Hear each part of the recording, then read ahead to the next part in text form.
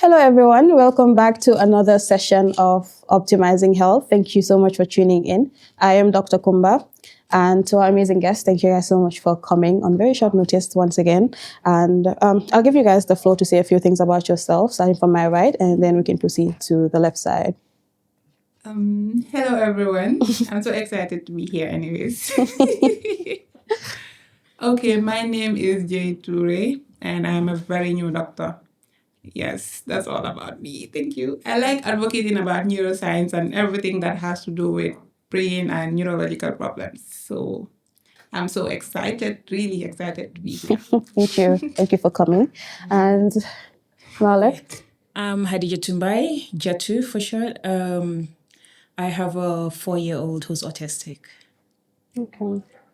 Hi everyone, I'm Sere, and you all know Mohammed's mom. Thank you guys once again for coming on this episode. So, in honor of it being Autism Awareness and Autism Acceptance Month, we thought what better way than to make a video talking about autism. The good thing about it now is that there's a lot of people raising awareness, so a lot of people are learning about it, but there's still some misunderstanding around autism in general. So we want to look at it just not at the medical side, but also with real life experiences, which is why for this episode, we want to go into depth about what autism is and everything surrounding autism. So, Dr. J, what can you say about autism?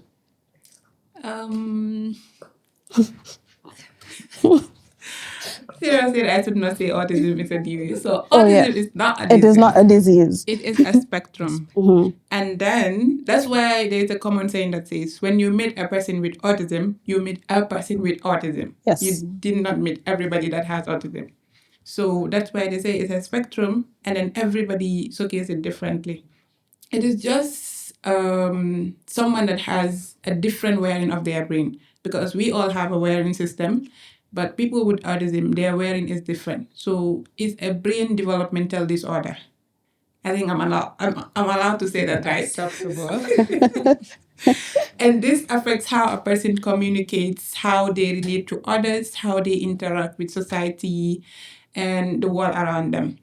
So that's why we like to highlight it for everyone to know that it's not a disease. It is just a developmental disorder that affects the wiring of their brain. So thank you. That's basically autism in a nutshell. So it's called autism spectrum disorder, like Jay mentioned. So when we say spectrum, we mean that it's affecting these people, but then all of them are unique. So you cannot see two autistic people that are alike. So they all have their characteristics that you see and, okay, definitely know that this is an autistic person, but they all have their unique abilities. They have their unique ways. They're autistic people that you would see and not even be able to tell that they're autistic. And they're ones that you would see and would be able to tell that they're autistic. Okay? So which is why it's called a spectrum. How they present depends on the, I forgot the word.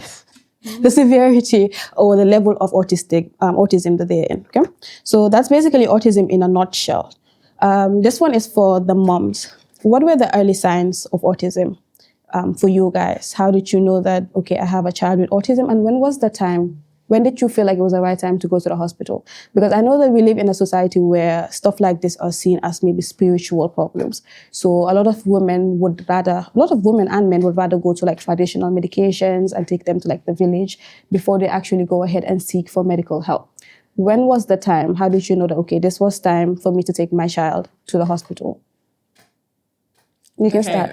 For me, I was lucky that Mo wasn't born here. He was born in the UK and he spent almost 4 years of his life there. Okay. I first attended a training where basically they were trying to show us how kids should develop at different ages, basically. And that's when I noticed that he was lacking a lot. And I was told to go to the SENCO of their school, which is a special educational needs something. Yes. Okay. They didn't notice it before then. And that's when basically we started going through, looking deeper into how he's behaving and so on. And that was it. How you knew to get him diagnosed, go to the hospital? Yes, it took a whole year before he was diagnosed. Okay. But then because they needed to do different tests like hearing tests and so on, and to basically just look at him, see him interact with other kids and so on. And yeah, after a whole year of so many assessments, that's when he got diagnosed. At what age was he diagnosed? At 3. At 3, Yeah. okay. Was it a similar story to yours, Siri? So for mine, I think I had said this before that he's my rainbow baby. So there's this obsession over him and things he does and things he doesn't do. So I think somewhere around 8 months, I just realized that he regressed on the certain things, and I just also realized that his cognitive masters were lacking behind compared to his physical and the rest.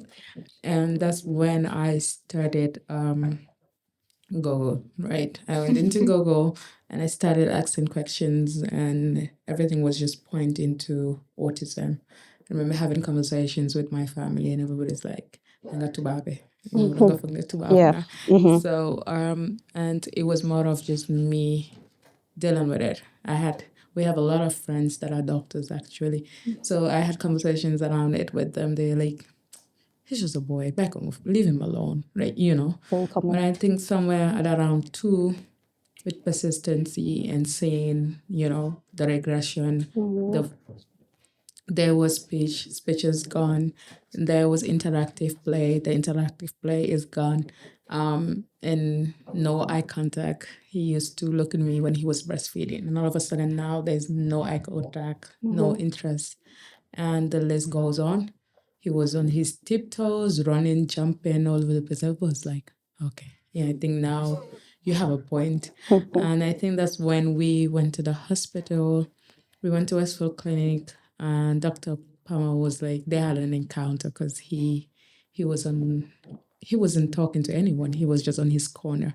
And Dr. Palmer was like, does he hear? Because I'm talking to him, but he's not responding. I'm like, just wait. And we took our phone and we played He Watches Omar Hana. So he hears the beginning, the sound, and he comes running and takes the phone from me. Dr. Palmer was like, oh, he can hear. He definitely can hear. He's not just interested. But fast forward, then Dr. Palmer invited a child psychiatrist, Dr. Allen. I heard she's normal.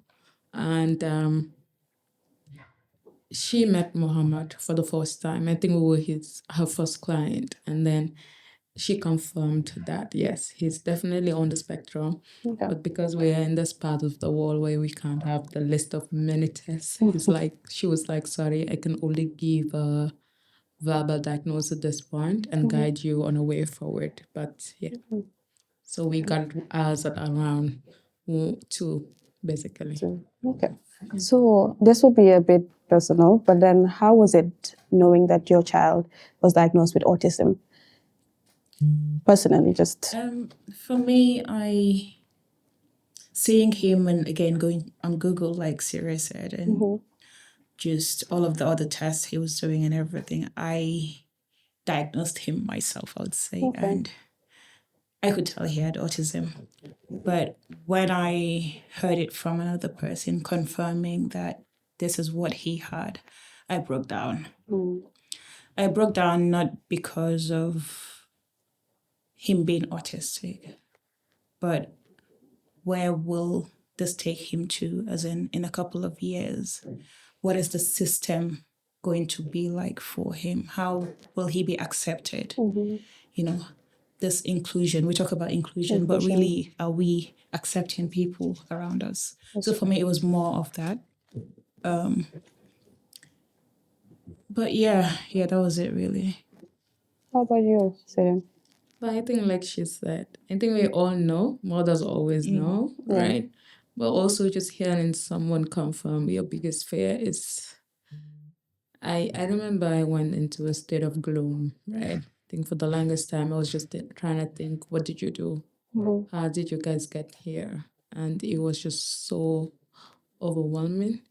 And I think because, like she said, when our kids are diagnosed, we are not scared because they are autistic or they're different, but we're scared because of our society and where we live. We know day to day, we've seen how people that are different are treated. Right. And the story changes when it's just anybody. you look at it and it's not that of like a big deal, or it's not affecting you directly. But then when it's your child, we all know what the relationship between the mother and the child is. The story just changes. So when I had that Muhammad was autistic, I think it was more of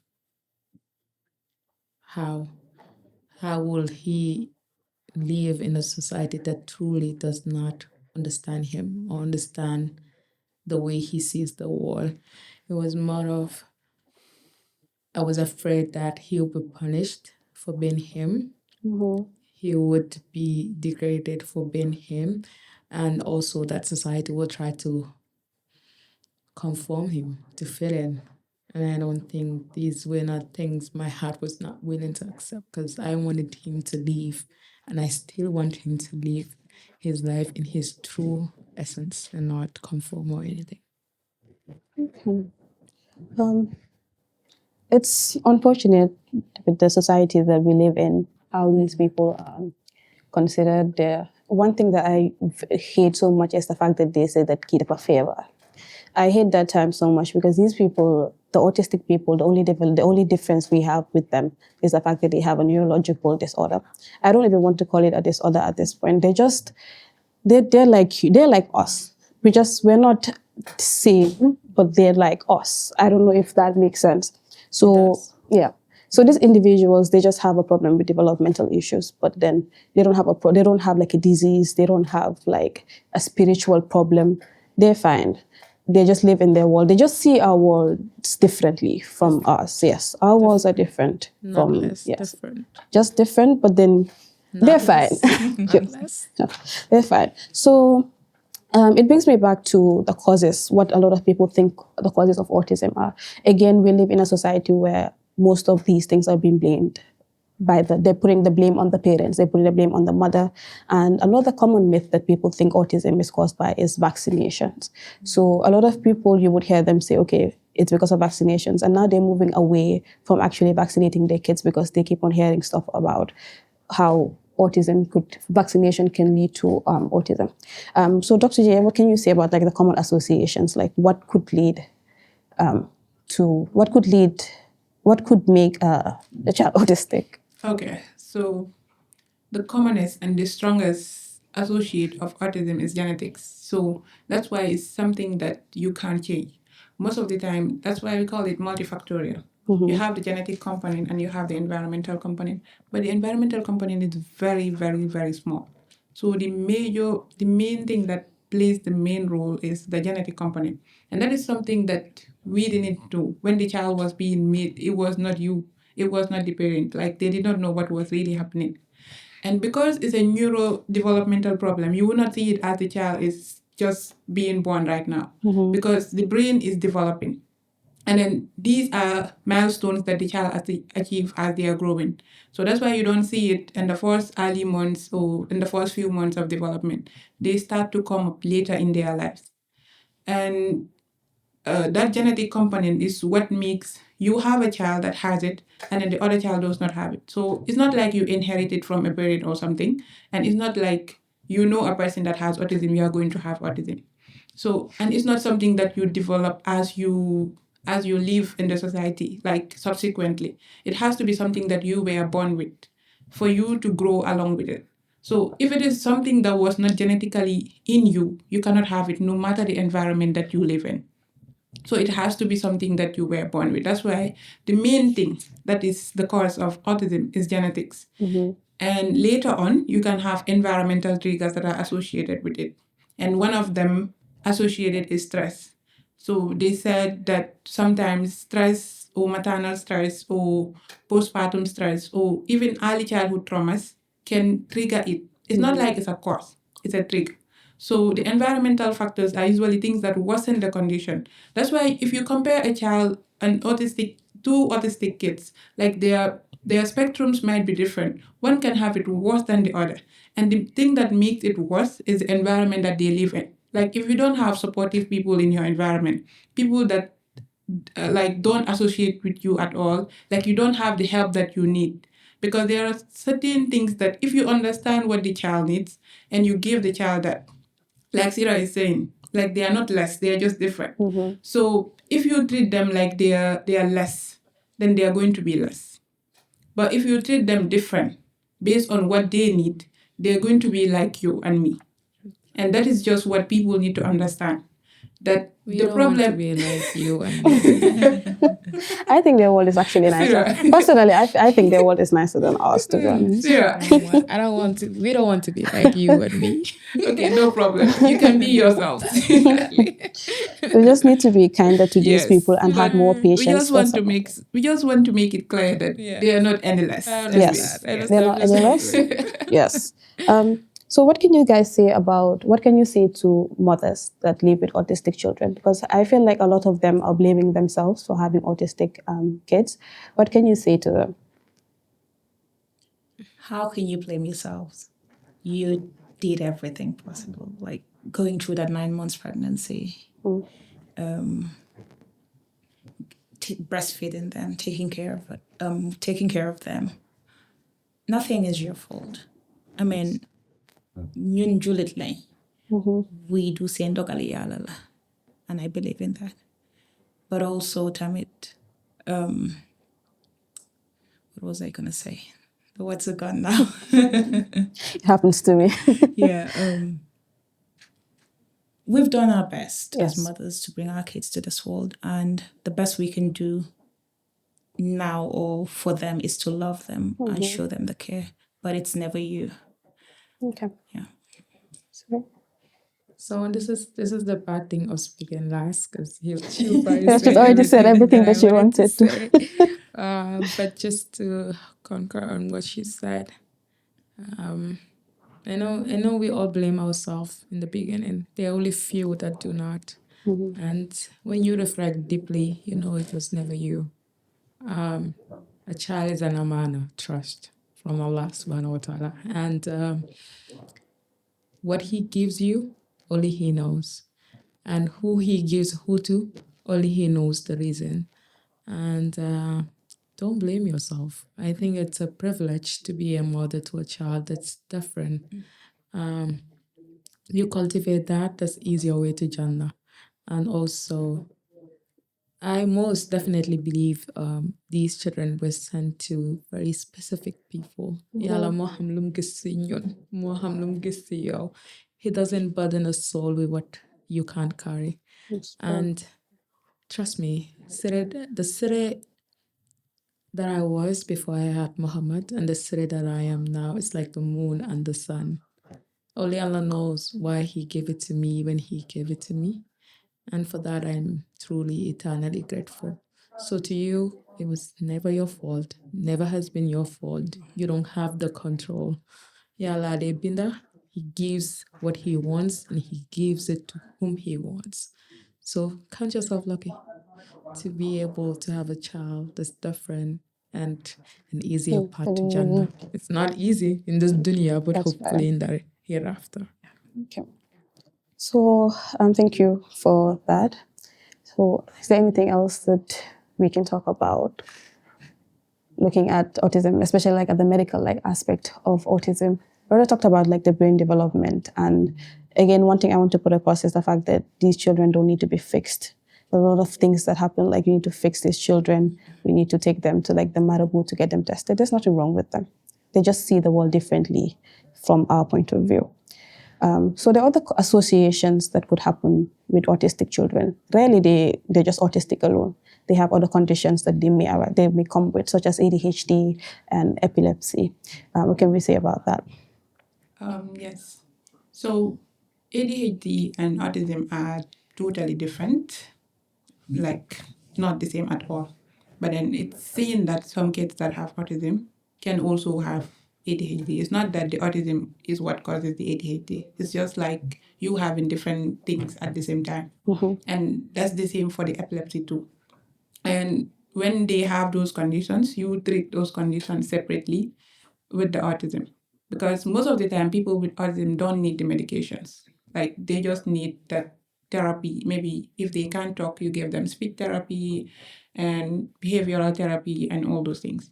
But with ADHD, sometimes you can give things that will calm them down, relax them, and then to make them feel a bit more like comfortable and all that. And then those are things that you just look out for. And if they have epilepsy, also the same thing. You just give them the anti-epileptic medications to control. But it's not like you are treating the autism in them, because autism is long life. These things like epilepsy, you can outgrow. With time, with medications, it can stop. But autism, there is nothing that you can do that's going to change it. Like, this is how they are going to live their entire life. That's why it will be very hard to say you're going to change a person that has autism to fit in to what you want. I don't think they even have to be changed, to be Yes. honest. They don't need to change. That's the problem that we have in society. To be honest, who told us we're normal? Exactly. I always say that normal is maybe over- we yes, are what the if we are ones. the ones that are Exactly. abnormal? Maybe we are the ones that I mean, have. normal is overrated because I think life is a spectrum. Yes, yes. At its most. Like, it's not even just autism because there is no two individuals That That are the same. We're all unique in our own and we ways. all have somewhere, somehow, you do something, you look at yourself like, man, you okay? Because you question yourself, you as a person. So what makes you think you're normal? And either way, normal is overrated. It is overrated, actually. Normal. Actually, it is overrated. I don't want to be normal, but go ahead, Jay, you were saying. No, I think That's it. I've said all. Okay. So it just brings me back to what Jay was saying. Autism is lifelong. A lot of people also have the misconception that as you're growing older, the autism leaves you. It does not work like that. There are a lot of adults that are living with autism. As they're growing up, they tend to mask the symptoms. So if you're not diagnosed as a child, as you're growing older with autism, sometimes you don't pay too much attention to it. But also, it helps you more. It makes your diagnosis easier, if that makes sense, because now you're seeing these things. So if you're an older person and you, for example, you started going to university, you can see how different you may be from the other people that are going to university. So you can now start telling yourself, okay, there's something that is going on. I don't see the world the same way as the others would feel the world. So there's a lot of people that live with autism and they're older now, and they do come out, but we don't see them often. And another thing that people also forget is the fact that you can see an autistic person and not know that they're autistic. You can see an autistic person walking in the office. You can see an autistic doctor. You can be talking to your friend and they're autistic and you don't know that they're autistic unless they tell you. Of course, they may have like some sort of things that they do that you would like maybe look at like side eye, why are you doing that? But then you wouldn't know. Unless they tell you, you wouldn't know. It just comes back to the levels that I was saying. There's level 1, level 2, and level 3. How they behave just depends on the level they're in. Okay? So what has been the most challenging part of raising an autistic child? Sarah, do you So, want to go first? okay, maybe Sarah can start now. No, go ahead. Yesterday, I'll let you go. I'm home. I hope the questions are okay. And yeah, it's- They're okay. fine. All They're right. fine. Go. So for me, like, sorry, what's your name again? Jay. Jay. Okay. So for me, like Jay said, it's not just, well, most autistic kids do have other conditions. For me, Mo has pica. Pica is an eating disorder. So anything that he sees goes in his mouth. Every single thing. Being coins, being tissue, anything that you can think of would go into his mouth. So the most challenging thing for me is just that part, I would say. It's mostly more challenging than even the autistic part, because you have to keep an eye on him 24/7 when he's out. Yes. But him as an autistic kid, raising him, I mean, I think it just comes to, for me, it was just needing to understand him. It was difficult when I didn't understand him. I'll sit and cry out of frustration because I didn't know what he wanted. He would communicate to me, but I didn't know what he was communicating to me. So I took time to understand exactly how he communicated. And alhamdulillah, it's been easier for me. Okay. It comes back to being the last person to talk, right? So it's, for me, alhamdulillah, I wouldn't say we have a challenge anymore. Like she said, it's just understanding the person and understanding how to live with that person. And I think for me, the little challenge was just educating my family, advocating within my family and within Muhammad's circle.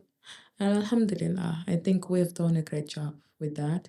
everyone truly understands him and everyone wants him to live in his true essence. So for us, alhamdulillah, it's been great. But I always say this, I always say it comes back to the effort you put in as a parent. When I have conversations with parents, like the beginning is difficult. I have cried countless times. There are times just I just look at him and I'm just crying, like, what am I doing? Like, I am failing you as your mother, and that's the worst feeling to ever feel as a parent. But I think we took time, we studied, we understand, we learned, we unlearned certain parenting tactics. And alhamdulillah, it's been a gracious journey. He's happy, we're happy. He communicates in his own way. We understand him. We communicate in our own way. He understands us. And alhamdulillah, it's been good. I'm pretty sure it was a bit difficult to get the society, especially like your family members and the people around him, to accept that he's just different from the rest of us. It was, to be honest, because we might have people in our families that are different, but you know how in our society we force you to live out of your difference, right? We force what we claim to be typical, normal on you, that this is how you're supposed to be, if they have to beat you and stuff. So for me, it was more of that is not gonna happen here. You'll accept him for who he is. He's not trying to be like any of us. He's a person of himself, right? And I think for that it was a bit difficult, and also because I I'm different myself. I always say this. Like when I look at my family and I look at everyone, I don't think like they do and I don't behave like they do, right? And for that, whenever I said anything, they were like, they never wanted to babla. I'm not to ability, right? And so I think because of that and because everything about autism was coming from me, everybody thought I was overreading, I was overanalyzing, or I was just being a black twab, right? And so it was difficult in the beginning to accept that he was different. And at some point, my most beloved people even blamed me. And looking back at it, I'm not annoyed. I think, and the time they blamed me was the worst time they could, because that was the time I was actually saying, what did you do? Right? But they were like, oh, you let him watch too much TV, or you let him do this, or you let him do that. Because I was not trying to parent like what I saw. I was learning to parent in my own way. And they were like, yeah, that is why he's autistic. And I think learning and unlearning, I had to also teach them that I had no control over him being autistic or not. It was purely Allah and his genetics and whatever he did, whatever creation he did when he was making him. And I need to cough. Okay. It's okay. Oh. You're talking and I wanted to cough. It's okay. It's fine. It's okay. I've been there. I've cried several times.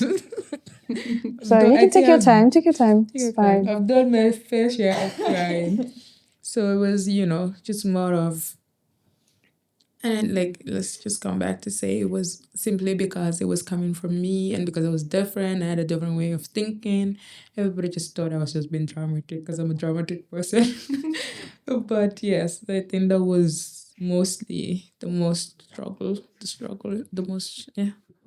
we struggled. But aside from that, everyone loves him and everyone is happy to see him thrive in his own way. Alhamdulillah. Thank you guys so much for sharing that. Another thing that I wanted to ask about is usually with kids, autistic kids, they tend to throw a lot of tantrums. Okay, so for Hadi. Meltdown. Are you okay? I'm fine. Sorry, I've got this Okay, take your very time. terrible cough. Take your time. Sorry. Is it okay? Okay, you're okay now? Yeah. Okay. So in our society, again, I keep on mentioning on our society because unfortunately we do have a lot to work on as a society. A lot of these kids, autistic kids, they tend to throw a lot of tantrums and then they start calling them yabate, digerupopa and all of that. How do you address the people doing that? And was there a time where you felt like, okay, kita fanekere you go Hamade, like, before diagnosis. Okay, but then you had your diagnosis earlier, around like 8 months. Yes. So 2 months. No, 2 months. At 8 months, I thought something was wrong. Oh. But we had the diagnosis at at 2 months. 2 years. Oh, 2 years. Okay, at 2 years. Okay. So how did you manage to not let people tell that to your child? So I'll take this one first, right? Simply because I just wanted to say something. Have you seen Jay's post like 3 days ago or 2 days ago about tantrums and meltdowns? I think so. Yes. So in our vocabulary, we don't have tantrums, we have meltdowns. Okay. Okay. So when you say tantrum, it's something that a child plans. It's something that a child is doing on purpose to try to push you to give him or her what they want. Yeah. On the other hand, meltdowns are beyond you. A child is overstimulated or basically mostly overstimulated, whether from light, from sounds, from texture, from people, overwhelmed. Basically, they're overstimulated or overwhelmed. And that reaction is not a mate reaction. It's not a reaction that a child is doing Yes. just to get a reaction from you, right? It's something they're doing to help calm themselves in their own way. So for me, meltdowns are allowed as long as it's not self-harming. I mean, there's some kids that have meltdowns in a way they hit their heads, they're aggressive, they hit people. Alhamdulillah, we don't go ahead. Alhamdulillah, we don't have that. Muhammad is not aggressive as a person. He's the sweetest child ever. Alhamdulillah. So meltdowns are allowed, and I keep telling parents, meltdowns are allowed, be it it can be annoying because Muhammad can scream, like, he's vocalizing, he's screaming for hours and he's spinning, he's doing stuff that we are not accustomed to, that is not usual. So it can get frustrating for you. But I always say this, as long as they're not harming themselves, deal with your frustration. What he or she is doing, he or she is doing to hurt themselves. So if you're frustrated, find a way to deal with your own frustration. So first, people stare. I think that's the worst we've ever gotten. People stare, especially when he's spinning. Me and you, I spin. I don't know about you guys, but I spin for 1 minute and I'm out. Like I want. Mohammed can spin and spin and spin and spin and still stand still, and I cannot understand how he does it. So stuff like that, and when he's just jumping, flapping his hands, or just screaming for let's say minutes and hours, people stare, and I think that's the worst that we have. And when they stare, I just try to explain, he's having a meltdown, let him deal with it, he'll be done very soon. Yeah, for Mo, he doesn't have so many meltdowns. He does know how to calm himself down. So he sucks 2 of his fingers. And for the longest time, people have been telling me, can you know buy much about him? I'm like, guys, you don't even understand what this child is doing for himself. So he will not until he feels like he needs to. Yeah. Yes. We, like Sarah said, meltdowns. We do have a few. Not many outside. He knows where to. He's very shy. And when he's in open areas, he tends to be on his best behaviors. So that he does get triggers, but not as much. And he knows how to go away when things are becoming too much for him to take in. So yeah. It just brings me back to why it's called a spectrum, because all of them are like unique in their own ways. You would see an autistic child that is not as shy as Mo would be, but then because they don't have the same similarities, you don't think that they're autistic. It just brings me back to why it's called a spectrum. But I think you guys are doing amazing, raising your children. And thank you again for like speaking up, raising awareness, and making sure that people understand about autism properly. Okay, so, sorry? No, I was saying pleasure always. So I think we should go to like the signs and symptoms of how autistic people could present. Again, it brings me back to not all of them would have the same symptoms, but just a few. So we know that they have problems with like social problems, sometimes communication, verbal issues. Syria was mentioning eye contact. That's usually the first sign. They don't maintain eye contact as they're growing older, as from childhood all the way up, all the way as they're growing older, they don't maintain eye contact, and sometimes they stay nonverbal for a while. How old were your kids when they started talking? Because I know that some of them can be nonverbal. So Muhammad is still non-verbal. Oh, he's still nonverbal. How old is Mohammed? He's 6. He's 6. Okay. Yes, so he's still not communicating verbally. He has his own ways of communicating. I mean, he had, and these are one of the signs, right? He had speech and it regressed. Right? At 2, he was saying his letters and numbers, and he regressed. At 4, he did again, and he regressed. And since then, we haven't heard his voice. We're looking forward to that. But yes, he's still nonverbal. Okay. But I think he was struggling more with eye contact when he was younger. But now he looks at people. Now he looks does at people. He will look at you and try to study you in his own way, especially when he meets you first. He will still glances. You will not see him looking directly, but yeah. It's nice. How about you? For more, people would tell me he doesn't do eye contact, but I'll tell them they're lying because he's always looked at me from the very start. And it's still something he's very good at. He will stare deep into me. And yeah, but I then realized that he's not looking at anyone else. He's just looking at you. Yes. But then now he does look at a few people he's comfortable with, which is there. What was the other thing? The verbal. So he says his letters and his numbers. He sings almost all the nursery rhymes that are out there. He knows them. You would hear the words and so on. I remember when we were still in the UK, they did say they won't do any speech therapy for him because when he says things, he says it clearly. But one thing he doesn't do is communicate with words. Okay. Yes. He would say thank you to some people. I don't know why he said it people, but he would say thank you to some people. Just the other day, he was at his cousin's and he woke up in the morning and was asking for mommy. He has never said mommy to me. Yeah. So I'm like, get off my because what is this? I need to hear you say these things. Yeah. But then he knows who mommy is. He knows who mommy is, who yes. mommy is. I think just to say that, Mohammed used to, when he's with me, he keeps saying dada, dada, dada. And when he's with his dad, he keeps saying mama, mama, mama. And I have this person, my friend, and he said, you know, there's a high chance that this boy can talk. He's just saying, Suma yaida fa bariwa. Duma me jama. So, hala manopi ni Holland today si bit kirbe. And I told that person, I'm like, there's a high chance he's doing that. Knowing this boy and the way he looks at me. And I'm like, like, cannot deal with let me just act like I can't talk. Maybe never buy. Okay, so how do you educate people on autism? Like, how do you explain to people in your own ways? How would you explain to people what autism is? So, you go first. Go ahead. Sure. All right.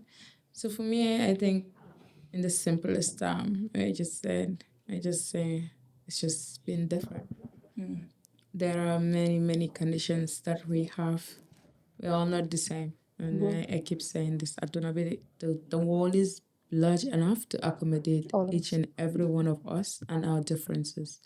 Not just because the mass of the humankind is typical doesn't mean the atypical people do not belong, right? So me and you, him and her, we're all one people. And we might be different. There are people with Down syndrome. There are people with Epilepsy, epilepsy, the ones with the neurological problem. You see, I'm even using it right wrong. The ones with the neurological conditions and the ones with physical disabilities. I think we're all just one people, honestly. So in my simplest term, I said, this is how I explain it to my daughter. I'm like, she comes to me and is like, Mama Luta, Muhammad is doing this and this and this. And I'm like, Muhammad is different from you and me. When I ask you to sit, you do, right? When I ask Muhammad to sit, he does. When I look at you to stop something, you tell me, Mama, lama holes my baby.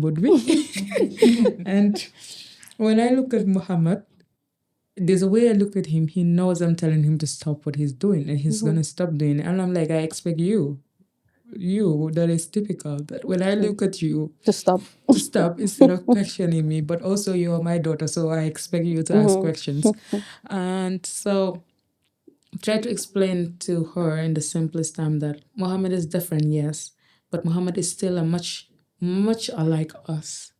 And there are things that he doesn't get just the first time, just because I said this, just like you. But the more we repeat it and the more we go over it and over it and over it, he will eventually get it. So for us, there is no much of like putting a gap or difference there.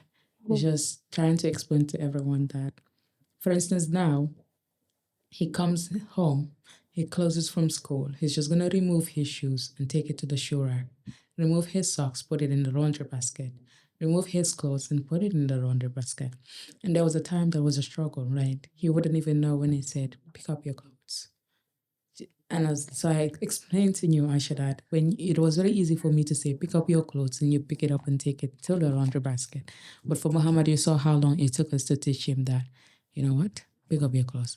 But it's because we have to keep repeating the behavior over and over again until he got it. And so now when I was like, when he throws the clothes and I'm like, He knows to go and pick it up. just goes and pick it up and take it to the laundry basket. So I tried to explain to you, Maisha, true, he's different, but all he needs is our support and not getting tired. And constantly just keep going over it over and over again until he understands it. So to sit here, all I'm going to say is autism is just a difference. And the difference, all it takes from each and every one of us is to proactively help our kids, be it our nieces, nephews, whoever it is, just constantly support. All they need is support, love, and just they'll be fine. So it's just a difference. And you wouldn't even notice that if you give Yeah, it your all. That's what I always say. eventually. You wouldn't. Eventually. Before we move on to Jatu, you did mention that Mohammed goes to school. Yes. I do know that usually autistic children, they usually don't take them to school. Right. What can you say about that? How is his school life going? How is he doing in class? And what type of school is he going to? So I think the most heartbreaking thing for me as a parent is when I hear parents come up to me and say that, oh, I took my son or my child to this school and they said they're not catered for Yes. this child. Yes. Right? I that other time we had a conversation, me and them, and they were trying to make me understand. But I think, I can never truly understand that. And for me, is that as a society, as the educational system, we have the Disability Act. And I think it's time that we implement this act and just stop having this paper on a white paper, just this act on a white paper, written on a white paper, and that's it, just sit it somewhere. Because I think education is it's not even I think, I know that education is a basic human right. And just because you're different doesn't mean you are not entitled to be educated. Muhammad is nonverbal, true. But he knows his letters from A to Z, and he knows his numbers, and he knows his fruits, he knows his colors, right? I can tell him touch black, and he's going to touch black. So just because he can't tell me black doesn't mean he doesn't know what black is. I can say touch apple, he's going to touch apple, right? He puts his letters forward and backward. I don't know my letters backward. For me to say my letters backward, I have to go A, B, C, D, all the way and then try to... Let me go back, yeah. And there was this day he had his train and then he was just fixing his letters backwards. And I was shocked. I was just looking at him like, Because for me, I couldn't. Yes, like and he was just doing it effortlessly. That just You see, just I don't. why. You see, I even forgot Mo that why does that comes all the after time. that. Exactly. Mo does that all the So, time. and he And your was numbers just, too. he was just That's very so good. effortlessly, Yeah. so effortlessly. I would be And I stuck was at like, X. yeah, if I'm supposed to do that, I'm going to struggle Yeah. a lot. Yeah. And but that's because he was given a chance to be educated. Yes. Right? And he is learning in his own way. He goes to a Montessori school, Tranquil Academy. Okay. And they've done exceptionally well with him over the years. And I always say this, I'm very grateful to them because there are a lot of autistic. They are not only autistic, they are a lot of difference. Like they support neurodivergent. Like, you go to the school, it's mostly more of typical kids, but also there are a lot of atypical kids. And then there is this integration from a very early time of life that, you know what, these people might be different, but it's okay. We're all one, Okay. right? That's it. And we know about this friend that we have, with this person we know in common. She would be in the class fighting every other person that is trying to trouble anyone that's different, basically. So it goes back to teach you that it's very important that they go to school. It's very important they integrate. And we cannot, I repeat, we cannot as a country afford to say that, oh, because they're different, they don't have a space here.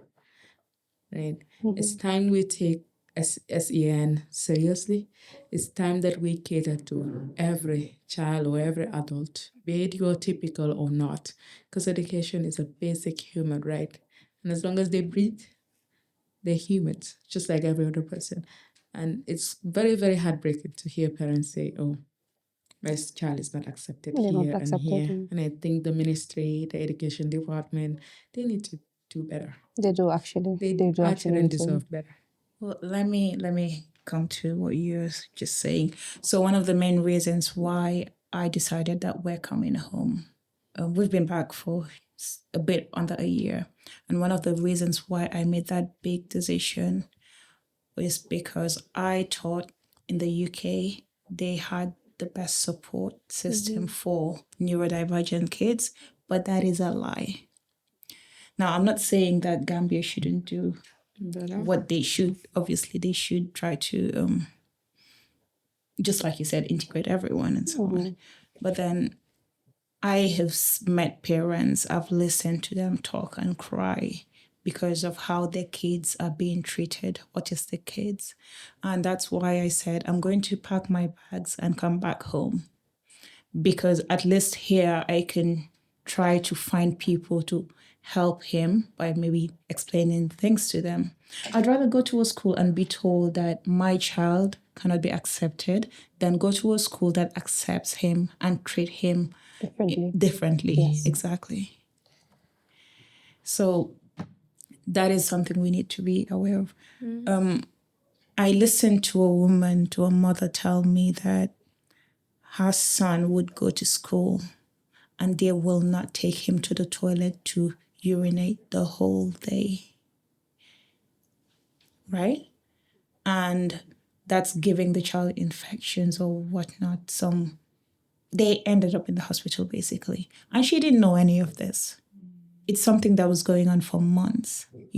I've heard a woman say that her child will not drink the whole day because he's not asking for water. Oh. Why do you need to wait for him to ask for water? Why do you need to wait for him to tell you, I need to use the restroom, knowing very well that these kids cannot talk? I saw one video on Instagram from the UK, which I think was one of the main reasons why I said, you know what, I'll call it quits in this country. It was a school that had a safe room because these autistic kids would be put in a safe room when they're throwing tantrums, when they're having their meltdowns. So basically, it's just a room and small alone room. with that child. Yeah, exactly. Where they would just go and exactly. But then this child was being beaten up by one of the teachers, and in the UK. When I saw that video, I cried and I said, "Okay, I'm going home. I'm going to pack my bags." Here, there's the support I need, or the support Mo needs, he's not getting as much. But there's a lot of things that he's getting which he wasn't getting in the UK, and that I am grateful for. Yeah, just to come back to what she was saying, she and I are both fortunate to take our kids to schools that they will be accepted. Are they going to the same school? No, okay. But these are schools that they're not cheap. And most parents with autistic kids cannot afford these Unfortunately. schools. And this is why I'm just trying to say to the government Yes, that it is time that when I say this is not for me, my child goes to school. He goes to the school that he is truly understood and he gets all the help he needs. And I'm sure her child goes to a school where he is okay. They understand him. They're helping him in ways that they can't. But what happens to the percentage of kids that are just staying home, just doing nothing? Simply because they're different. And they can't afford. Right. Most of them will not be able to exactly. afford. Definitely, So that it is shouldn't be time allowed. it's time that the government reflects on SEN. I know that there are things on the pipeline, they are working, but speed it up, guys. Speed it up. Time is going, and Time the is kids are going, losing a definitely lot time is just going. by staying home and just not doing nothing and just being kicked out of schools. And the schools that do not accept neurodivergent kids, you guys need to check yourselves out again. Do better. Learn. Do We're better. learning as parents. So learn. Let's all learn. So I'm going to ask you the same question I asked today. How do you explain to the people around you what autism is in your own terms, in your own words? I mean, it's just the same words that Sarah used. They're different. They see the world in a different way. And one thing is, don't try to make them fit in, because they do not. It's not a jigsaw puzzle. They can't just fit in there, no. Let them be their own selves, and that's it, really. Okay. Yeah. Dr. J, is there anything that the viewers, if they're getting one thing out of this whole video, is there one thing that you think that they need to pay attention to? First, I'll just talk a little bit about the symptoms that they usually have. And like Sarah said, some of them are progressive and some of them are retrogressive, in the sense that the brain is developing. For some of them, they never achieve some of those developmental milestones, so we call them the progressive ones. And for some, they already developed, like they already had those things. They were talking before, they were making eye contact before, and they were very happy, very smiling, very engaging with people before, but then later on they regress. So those are the regressive ones. And for some, most of the commonest symptom that they have is the communication part, and that is something that you can find in most of them as something that they have in common. And sometimes they find it very difficult to say a complete sentence. Sometimes they can have repetitive words, like just saying one word. Repetitively also, Yes. or just movement, And one sometimes, repetitive movement. like you come to them and you tell them, what is your name? Instead of them telling you, my name is, they will repeat, what is your name to you. And those are things that they have. And sometimes, because of the retrogressive symptoms that they have, when they start developing those things, we associate it to spiritual things. We associate it to Dafkoligei or Sayai. Oh, there are things that your mom did that lead to this. Because they did not know that this is something that is within your brain. This is something that is happening to your brain. It's not you, even though you already developed these things. But it's not fully developed, because the brain is not completely developed until you are 4 years old. So some of the things that it already developed, it can still regress on those things. So it's not fixed. And we have a lot of neurodevelopmental disorders that are associated with spiritual things. And that is something that society needs to look into. Anytime a person has a brain issue, a spirit, is Dengoligay or is rap, or I don't know. My favorite, Yes. then was sacrifice for money. Yes. Wow, The Sarahule, it's very You need unfortunate. sacrifice. Then Eh, let's- each kid Sarah about Hule the keep sacrifice. the Oh. even like we all live in that society where every kid is Sarah Hule for them. am nañ fa xale bi nga xamante ne dañ ko sacrifice. And foofu la gars yi jëlee seen alal bi. Yeah, and I think that's because of the intermarriage. Exactly. They make it the same Intermarriage. There's a institution. lot of closeness, and marriage, you yes. expect genetical But factors to because come we into.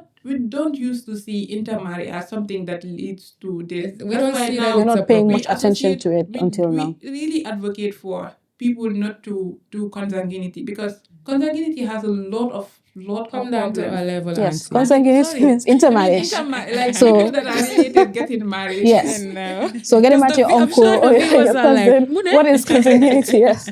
I'm sorry, I forgot. It's okay.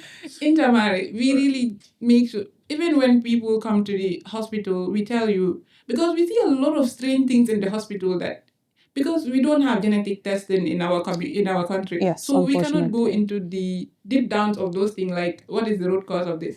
But then looking at the trend and the pattern at which things happen, like you can make your guess that this is solely this thing that is causing it. Right. Like we can't make the confirmation for sure, but then we are having that. And then because of that, a lot of these kids are coming with one or two or something different which relates to their brain. Like the brain is something that is very, very sensitive. Some of the things that won't show in other parts will solely reflect in your brain. And the brain is not something that manifests its signs early. Like they come on later as the child is It's developing. developing. Yeah. And a lot of kids are called Obanje kids. A lot of kids, like in Yeah, Nigeria, we watch Dr. Lewis Nigerian says- films where they call it Obanje. We like Domi Jinela. Ki mom Jinela. Jine inenko jelsi wala jine yako fi asi jine inenko. Like in our house, we had a child that was autistic, and then I was in medical school. Like it never came to my mind that maybe this child might have autism until we brought the child to Dr. Nubis. And Dr. Nubis from afar looking at the child coming was like, how come you did not know that this child is having autism? I'm like, like it never is, because at home everybody will be like, Kidomi Jola, I'm not Moki Jola, And that is so sad. I think we're laughing, and it was quite sad. honestly, like it was. Now when I look at things, like all the things that he does, It makes he sense. like It makes he sense. has a lot It of makes kids that complete he sense. had that he grew up with at home, and then all of them were talking. Like he grew very fast. He's very healthy, very nice. If Yeah. you see the guy, like you I just think that's a love the common kid. thread. Yes, but then he cannot talk. Even on his fourth birthday, like when everybody gathered, the mom tried to celebrate the birthday. Everybody was there. He said he would not cut the cake. Like he was not interested at all in what was happening. And then we did not see that, okay, maybe there is something. We just let it go. And then everyone just continued. And then we expected, we were like, this child should start talking. Because all the other kids, even his mom was like, you are 3 years now. If you don't start talking now, this is what I'm like, okay. Even the mom, and then she said to me that, okay, that was the time I started trying to sight. That was the time I started trying to look at things and see why he was different. Right. But most times they would recommend her to go to the traditional healers. Unfortunately, that's the problem. And then Yeah. it was a lot. Yeah. So society needs to start understanding these things early. Like everybody needs to just know and incorporate these things. It's not something that you can't just see any child misbehaving, or you can't just see any child doing something different and you say it's autistic, obviously. No. Because you need to live with the child, you need to observe their behavior, you need to see the pattern like that they are having.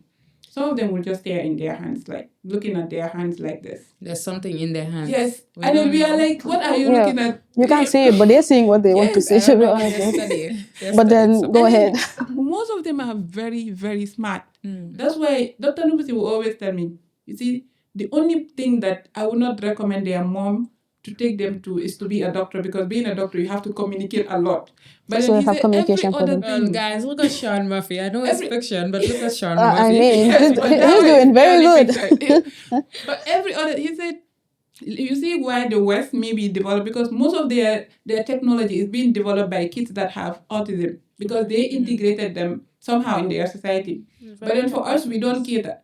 Even for me, while I was going to school, when I see a kid that is different in school, we always look at you different. We are like, what are you doing We're all here? bullied. Yes, what are you doing? We're all Because bullies.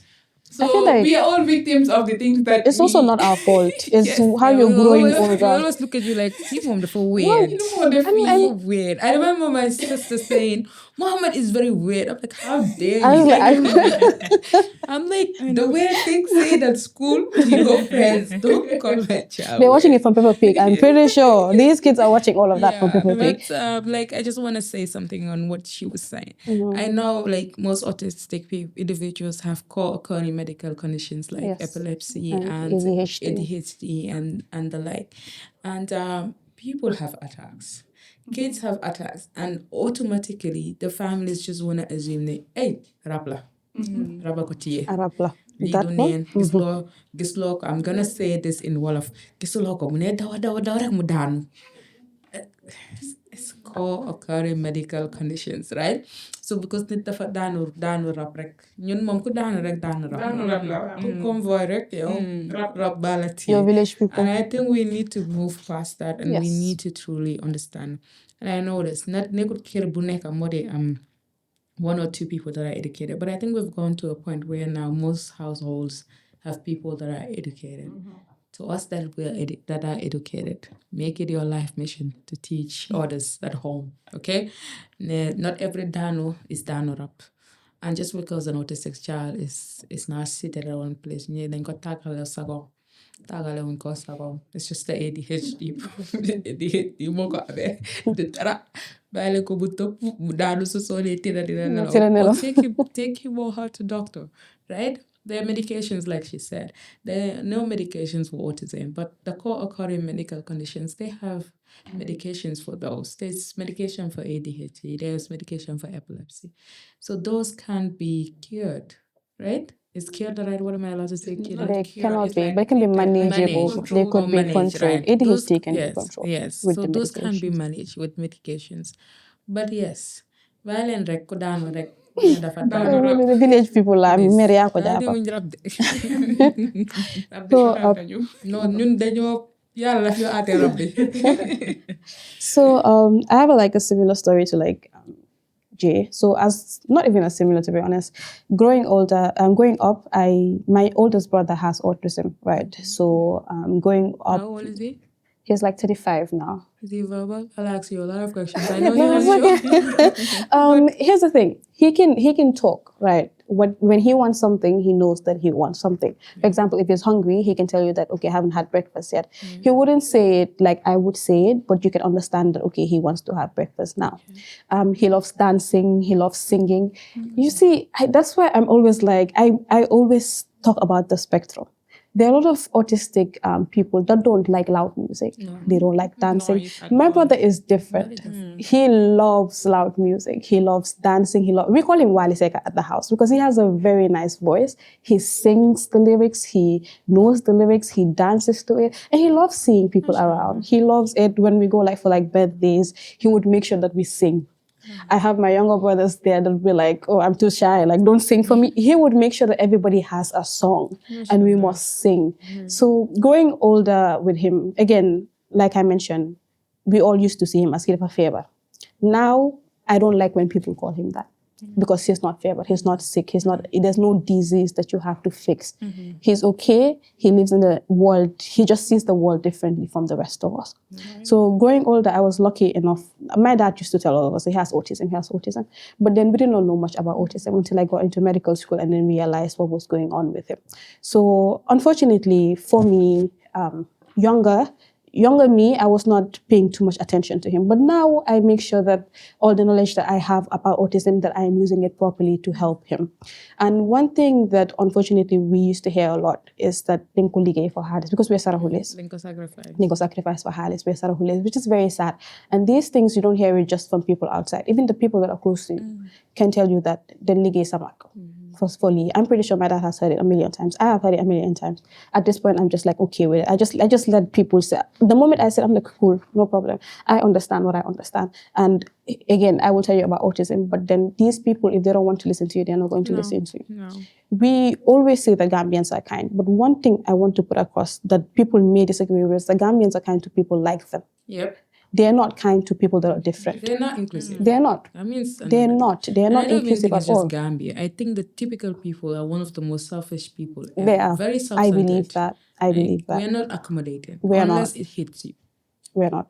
The only time that you would snake on Ken, send family member, be more among problem. Now you're not allowed to talk to them like that. But You're if only accommodating if it hits you. if it hits you, Yeah. that's it. If not, you're not. And Which is very that's it. sad. That's the truth. It's a very sad world we live in. But then this is why also I'm so happy that we're doing a podcast like this for people to understand what is going on, to just raise awareness and to tell them to accept these people. Again, I will always say, don't call them favor. These people are not favor. They're not sick. They don't have to be treated. They don't have to be fixed. They just see the world differently from the way you see yours. That's it.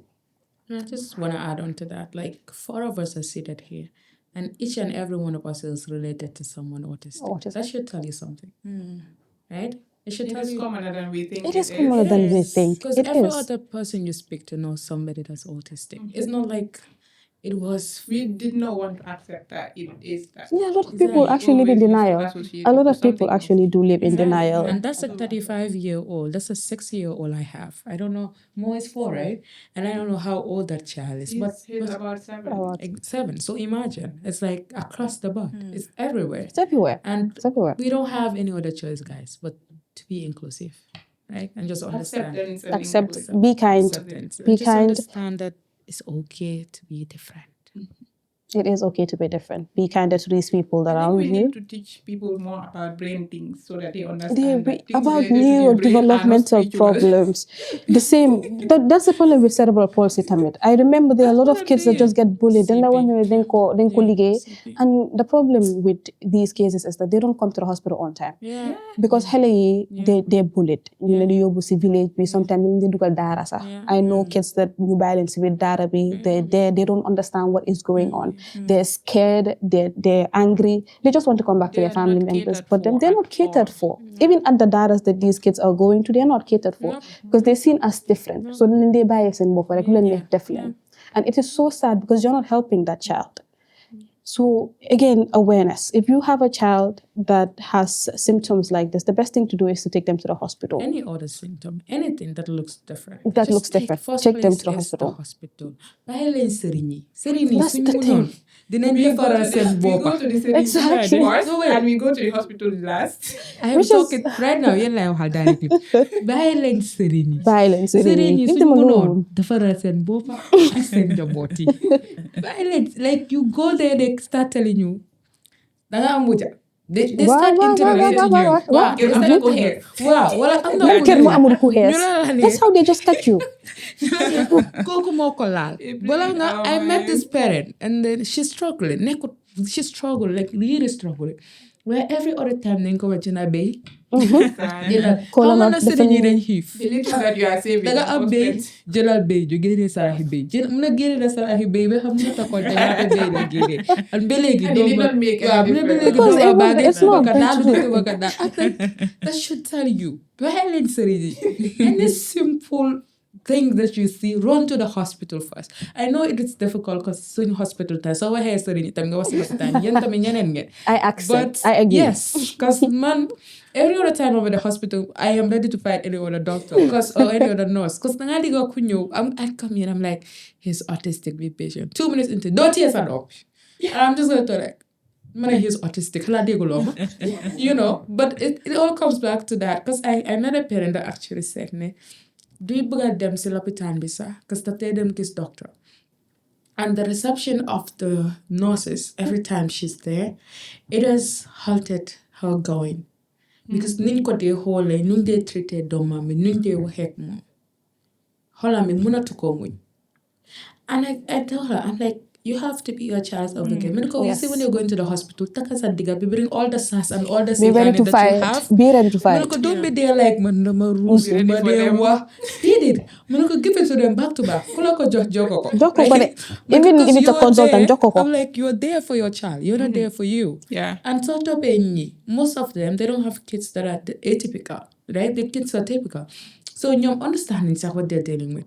And I'm like, dégala, it's the medical field and we expect them to understand so much. Some of them don't understand. Realistically, I think the medical field is more focused on the conditions yoo xam ne dañ bëri. Yeah, Right? malaria. they're more Exactly, common. like high blood pressure, diabetes. These are things that they focus on.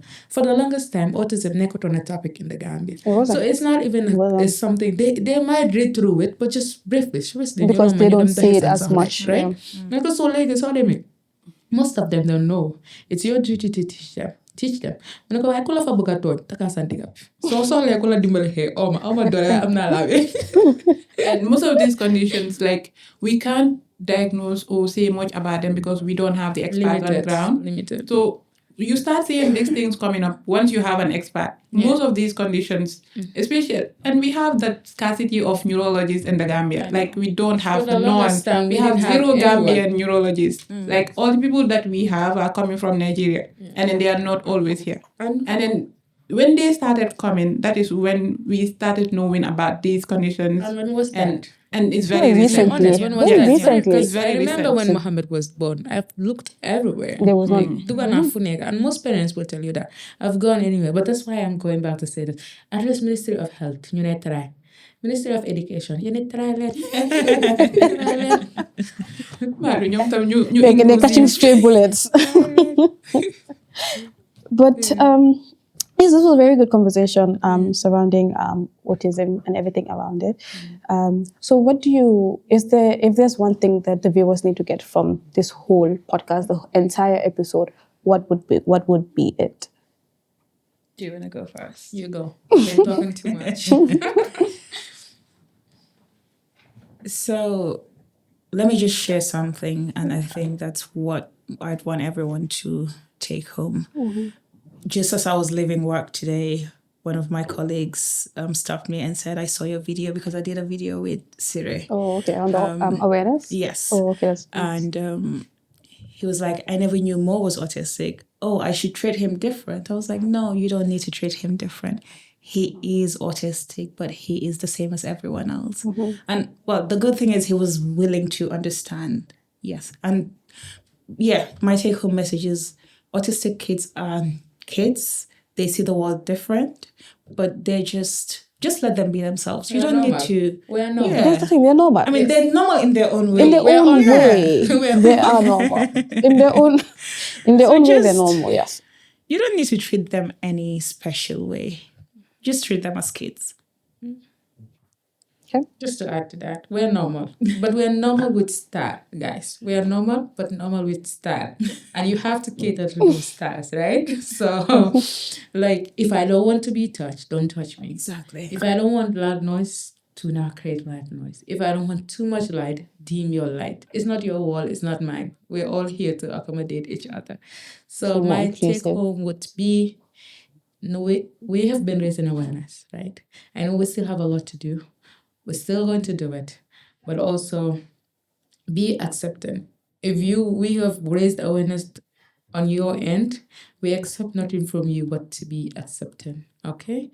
So I'm here to say to more raising awareness, we're promoting acceptance, be acceptance, everyone, and to action. Ministry of Education, Ministry of Health, action. Policymakers, action. It's time. Let's implement the law. One thing I love about what you always say is you say we when you're talking about autism. I think that's I should start that actually. We should start saying more of we when we're talking about autism. Jay, is there anything you want to say? For me, it's just for people to. We have a lot of people that went to school in this country, but most people are not educated. I want people to get educated. Like, if you see something that is happening in society, don't feel like you are not interested or Because it does Dalola, not affect you. you must say what that. You're not interested. Like, everybody should be interested. Every time you see people talking about awareness, just February we were doing our epilepsy awareness, and then sometimes someone will tell you, thank you for coming out, because a lot of the time I was being bullied in school or I was being isolated because of this. And it's the right time because people are now going to school. So let's try to be educated. Let's try to know these things. That's all I'm saying. Because for me, I'm a neuroscience advocate. So everything that has to do with the brain, I am in. I'm always out there. And we need more people to come out. We need more people to explain to the people, especially of the young ones, because some of the elders there did not have the opportunity to go to school. Some of them were not opportune to know this, to have this knowledge that we had at our age. So it's our responsibility to go back to our families and then make them understand that this thing has nothing spiritual. It's all a problem of the brain. And then they just need to, we just need to incorporate everyone in society, and then everyone can just thrive like without. Exactly. Thank you. Okay, one misconception that I would like to address before we end the episode is the fact that a lot of people, I don't know if you guys have heard it, but a lot of people say it doesn't occur to in girls. Oh, In younger girls, they do say that. there was a post 2 days, 3 days ago, was it about autism It and doesn't girls? occur in girls. Yes. It doesn't. It does. It does occur in So girls. just to say this, we at TIFAC, we raise awareness as much as we can, and we do the simplest form of posters just to put across the message across. And I think somewhere last week there was a post about autism in girls and how girls mask Yes. their more than emotions. boys, Because so they are is a ratio of 1 to 4 Yes. when you look at it. Boys are most likely to be diagnosed with autism than girls, but yes, girls are autistic. Yeah. Girls So are what it means that of course you see more autistic younger boys, but that does not mean. Unfortunately, we're cut short because of NAWEC. So you guys should do better, like the Ministry of Education. Do better. I'm the Ministry of Health. Who's that guy? Oh, okay. Was it health or education? Okay. Ñoom ñaar yëpp. Okay. Wow. NAWEC, Ministry of Education, Ministry of Health. Do better. Okay. Please, So and gender to gender. Gender and gender. Basically everything in and Ghana. that's it. All of you guys, do better. Anyway, like I was mentioning, a lot of young girls are misdiagnosed and also underdiagnosed because they're taught to like mask their symptoms. So that does not mean that autism does not occur in younger girls. Okay. So I think this was a very interesting conversation. Hopefully, a lot of you guys got everything that we mentioned about autism. And if you live with somebody with autism, please be kind to them. Read more about how you can help them, be supportive, and also be patient. We can all fit in this world. We just need to be more inclusive. So, to our guest, Jackie, you wanted to say something? Oh yeah, I just wanted to share my personal experience. My personal experience here. Growing up, I have my friend group. We're all girls, and I always found myself doing things different. But also, I always saw them kind of putting me to the side. When you had No, this is me okay, just personally. growing Okay, up. okay. So I knew I was different in some way, but I didn't know what that was. And I was diagnosed with anxiety disorder about 4 years ago. And that did explain a lot, because so this is not just about growing up or being with friends, but talking to people at work and all of those things. Like, I have struggled so much at work giving presentations, because this is something I need to do on a regular or so on. So my boss would put me out there all the time to give presentations, which was in a way to help me. But most of the times I'll always mess up and he'll be angry. And then sometimes I'll think, okay, why am I always messing up? This is having conversations with my mom and talking to people, basically. I never used to do eye contact with anyone. I had to learn that when I went to the UK to do my studies, because I had to do an interview and I was told that if you don't give eye contacts, that means you're lying. So I had to force myself to do eye contacts. So one thing is, for me, I feel I see more in me, basically. I see that he's different, but I don't want him to feel how I felt growing up. I don't want him to feel excluded. And so, yeah, let's just be kind to all the autistic kids out there, or all the neurodivergent kids.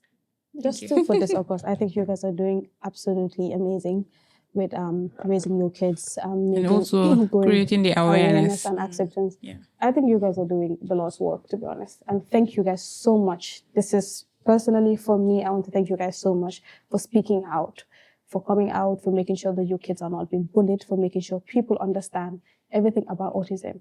Thank you guys. Thank you too for having us. And thank you for coming on the segment, Dr. J. We do hope that we see you guys again in another episode. Maybe we can do something again. Maybe this time we'll be like talking to the Minister of Education, just an episode. You want them on to start coming for Ministry us. of Education. Let them come. Education. Ministry of Health. We just make it simple. Today is Ministry of Education. Tomorrow Yes. is Ministry of Health. And then the Then next day. is Ministry of Gender, Children's Welfare. Wow. And also we need to include the schools that are not accepting teachers. neurodivergent people. Teachers is Ministry of Education. SEN. Special intervention. It comes down to them. That's true. That's true. Yeah. But Let's yeah. roll the wheels faster. I know you guys Step on the rolling accelerator. wheel, but you know, Oh. Very slow. accelerate, guys. Let's accelerate. Anyway, once again, thank you guys so much. And to wrap up, thank you guys. Just said wrap up again. But thank you guys so much for tuning in to the Daily Dose, and we hope to see you guys in our next video. Bye-bye. Signing out.